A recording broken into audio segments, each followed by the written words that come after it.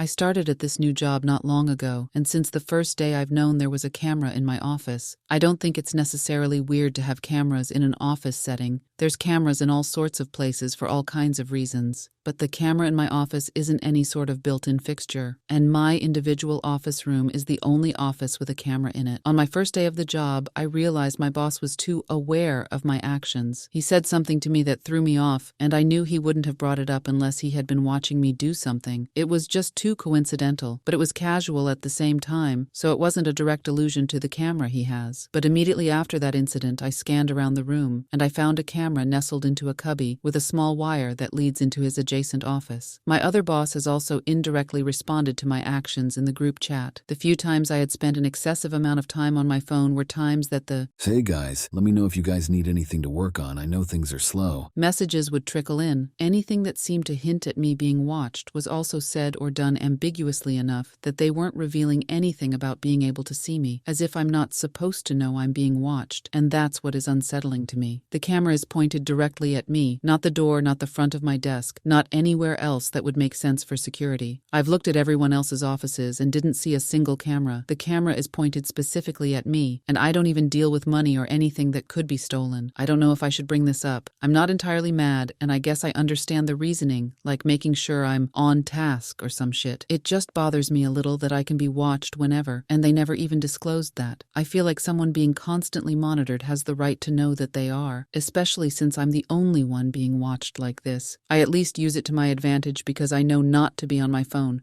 Part 2.